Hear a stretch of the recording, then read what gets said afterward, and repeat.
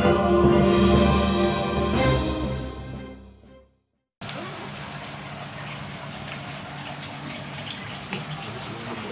teman-teman, assalamualaikum warahmatullahi wabarakatuh. Balik lagi di RB Reptile Channel. Nah, kali ini gue mau ngebahas temuan yang luar biasa. Ini sih bukan temuan gue ya. Nah, temuannya ini kapan dan bagaimana bisa ditemukan nanti di akhir episode. Nah, ini ada beberapa spesimen ya. Ini penemuan yang luar biasa yang ditemukan oleh salah satu temen gue. Dia juga salah satu konten kreator, tapi nanti kita bahasnya. Gue mau ngebahas spesimen apa aja. Tadi teman-teman udah lihat kan, ada botol-botol ya. Jadi kenapa gue bilang spesimen bukan spesies? Nah, berbedanya spesimen itu adalah sampel ya, sampel mati rata-rata ya. Jadi kalau spesies itu masih hidup, tapi kalau spesimen itu sampel yang mati ya, dari makhluk hidup yang sudah sengaja dimatikan ataupun memang mati, diawetkan untuk sampel penelitian atau ilmu pengetahuan. Nah, ini memang terlihatnya memang sangat simpel ya, hanya sebuah bangke gitu kan, sebuah bangke binatang yang tidak terpakai. Namun sebenarnya dari spesimen-spesimen inilah catatan jurnal tulisan dan penelitian herpetofauna, hewan melata itu terus dikembangkan hingga saat ini ya. Jadi di sebelah kanan gua tadi ada beberapa spesimen reptil, rata-rata dari Indonesia Timur teman-teman. Nah, ini ditemukan oleh temen gua. Dan gue mau ngebahas dulu spesimen apa aja yang ada di botol-botol ini ya. Ya, dari yang terkecil sampai yang terbesar ya. Kita dulu deh. Lalu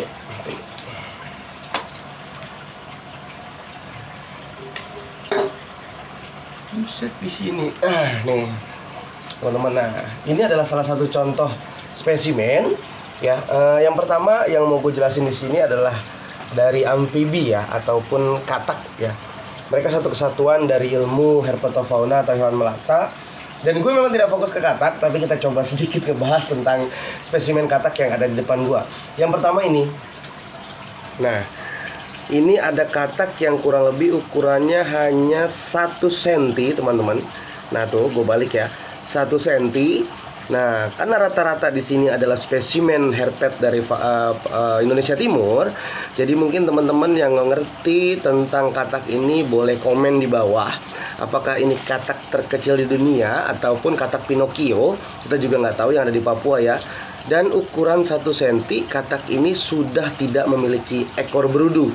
Jadi kemungkinan katak ini sudah masuk di juvenil ya, atau remaja, ataupun mungkin jangan-jangan dewasa ya. Nah, ini kataknya tuh teman-teman bisa lihat. Monggo di komen yang tahu jenis katak apa ini ya. Ini spesimen matinya.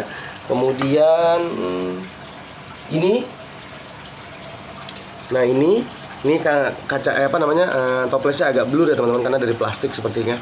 Nah, di sini hanya tertulis ya, ini tulisannya, ini saya bacain aja. Di sini hanya tertulis katak hijau ya, kemungkinan dari Littoria sp. Ini lokasinya ditemukan di Puskesmas Katan, Kampung Katan, Distrik Nambioman, Bacai. Ya, kalau teman tahu itu daerah mana, monggo di komen. Sepertinya Indonesia Timur juga. Ya, tuh. Nah, ini ada yang besarnya. Nah, di sini juga tertulis spesimen ini adalah Littoria sp, teman-teman. Ya, Littoria sp. Katak hijau ya, kita nggak tahu ini wet lips atau yang baru, spesimen baru tadi Littoria lubisi ya, yang ditemukan di tahun 2021. Tapi penemuan ini di sini tercatat di 2016 teman-teman ya. Oke, ini spesimen dari amfibi. Kita lewatin amfibinya, kita ke ular dari yang kecil sampai yang gede. Nah, di sini ada 2 spesimen ular kecil banget bahkan. Ini sepertinya dari genus Indotyphlops ya teman-teman ya, atau ular kawat atau ular buta. Tapi kalau ini dari Indonesia Timur, kemungkinan ini bukan Brahminus ya. Di sini ya, teman-teman yang paham tentang Indotyphlops sampai Indonesia Timur monggo di komen ya. Tuh ada 2 spesimen, yang satu lebih kecil dan satu lebih besar. Ini ular ini pernah saya bahas di konten sebelumnya ya. Oke. Kemudian kita ke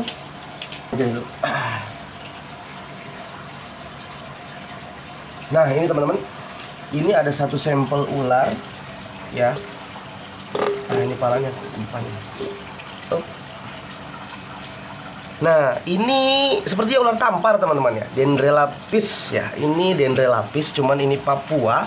Kemungkinan ini adalah Dendrelapis papuaensis ya, yang warnanya lebih dominan ke hitam dan putih. Tuh, tapi dari genus Dendrelapis atau ular tampar, ular tali picis, tapi spesimen Papua ya. Ini tulisannya kebaca nggak? Nggak kebaca teman-teman ya. Ini kemungkinan Dendrelapis papuaensis ya. Tuh. Nah, kemudian kita ke ini dulu. Nah, ini botolnya agak gede teman-teman. Tuh. Nah, ini juga sepertinya ular cicak atau ular genteng ya teman-teman. Ini dari genus Stegonotus, Stegonotus sp. Tapi kita nggak tahu ini Stegonotus apa, karena di sini juga ditulis hanya Stegonotus sp. Ya, spesiesnya tidak dijabarkan, hanya genus. Ya. Oke teman-teman yang paham tentang SP-nya monggo di komen. Tapi ini jelas dari genus Stegonotus ya, ular cicak atau ular genteng Papua. Terus kita ke sini. Oh, ini ada nih. Ini teman-teman, ini juga Stegonotus teman-teman. Nah, ini yang mirip dengan, nah ini sebentar, ada kembarannya. Nah, ini dari dua spesies ular yang berbeda, tapi warna dan bentuknya itu mirip banget ya. Yang sebelah kanan saya atau sebelah kiri teman-teman, ini adalah Micropechis ikaheka atau ular putih Papua yang sangat mematikan ya. Ini ditemukan di Oransbari, Manokwari Selatan. Micropechis ikaheka atau ular putih Papua. Nah, kemudian yang di sini adalah Stegonotus cucullatus teman-teman. Nah, ini ular genteng juga teman-teman, tapi warnanya putih dan mirip banget dengan ikaheka ya. Ini adalah Stegonotus cucullatus sama ini ditemukan di Ransiki, Manokwari Selatan ya. Nah, jadi dua spesies ular ini mirip tapi sebenarnya dia berbeda. Yang ini dari famili Elapidae atau kerabat dekat dengan kobra. Yang ini dari famili Colubridae ya, kerabat dekat dengan jali ataupun ular-ular likodon, ular genteng lah ya. Nah, ini Stegonotus cucullatus dan Micropechis ikaheka ya.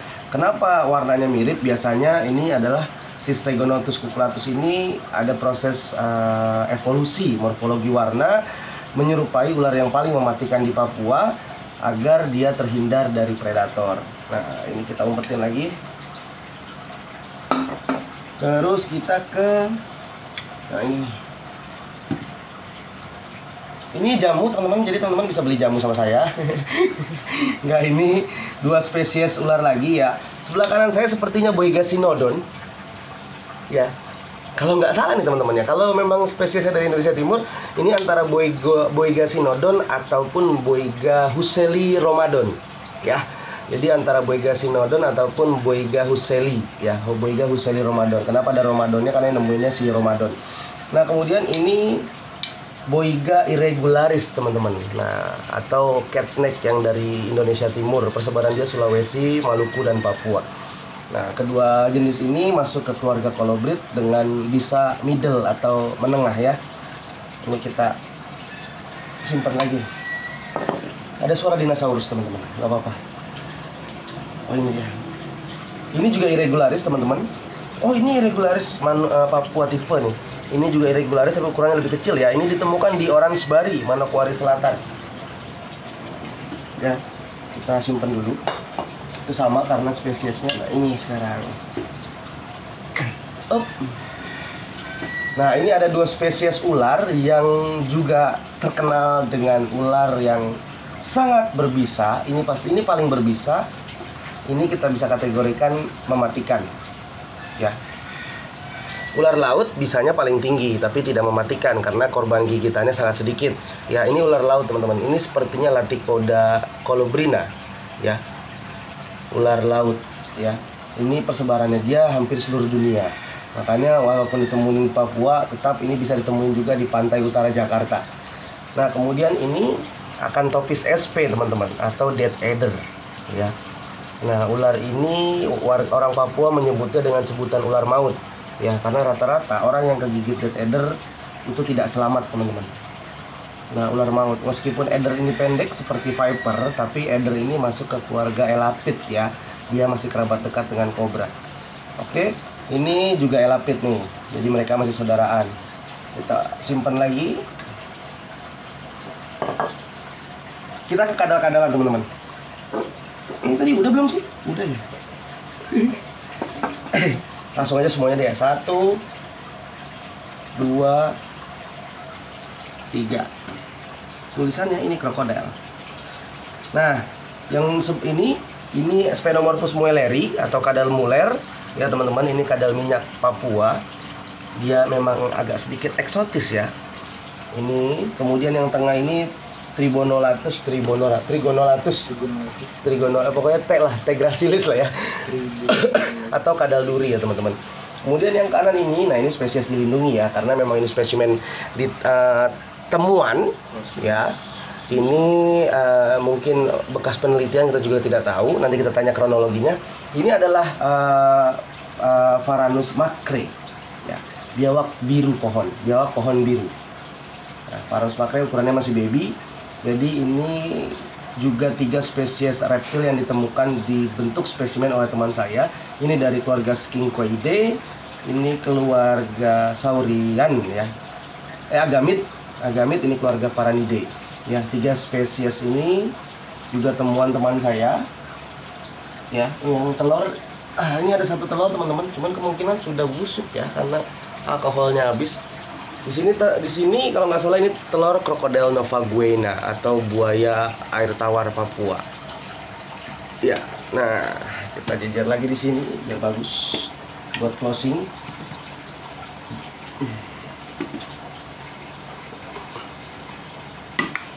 Banyak kalinya. Oke, nah segini aja lah. Oke teman-teman, itu adalah spesimen-spesimen yang ditemukan oleh teman saya dan teman-teman pasti kepo bagaimana proses penemuannya. Nanti lanjut ke channelnya K Animal ya teman-teman, linknya ada di deskripsi. Nah nanti kita akan kupas tuntas bagaimana bisa menemukan spesimen ular-ular Papua atau reptil Papua di Jakarta teman-teman. Nah mungkin teman-teman ataupun orang yang punya ini nonton boleh kita ngobrol langsung juga nggak masalah lah ya. Pasti peneliti soalnya yang punya. Nah jadi itu penjelasan saya tentang spesimen. Jadi lagi-lagi spesimen digunakan untuk proses penelitian, jurnal-jurnal, dan ilmu pengetahuan ya teman-teman. Jadi yang jelas ilmu pengetahuan tidak pernah kadaluarsa. Seperti ular ini diawetkan. Kenapa diawetkan di alkohol? Karena DNA tidak pernah mati ketika diawetkan di alkohol. Jadi ketika ular ini punah kemungkinan bisa dikloning ya. Jadi berbeda dengan pakai satu lagi apa? Formalin ya. Kalau pakai formalin DNA binatang itu mati, tapi untuk alkohol enggak. Oke teman-teman, sampai sini dulu. Jangan lupa tonton lanjutannya proses penemuan spesimen ular-ular atau reptil Papua di K Animal. Link ada di deskripsi. Sampai sini dulu edukasi tentang spesimen dan ular apa saja yang ditemukan. Jangan lupa like, comment, dan subscribe. Assalamualaikum warahmatullahi wabarakatuh. Salam edukasi.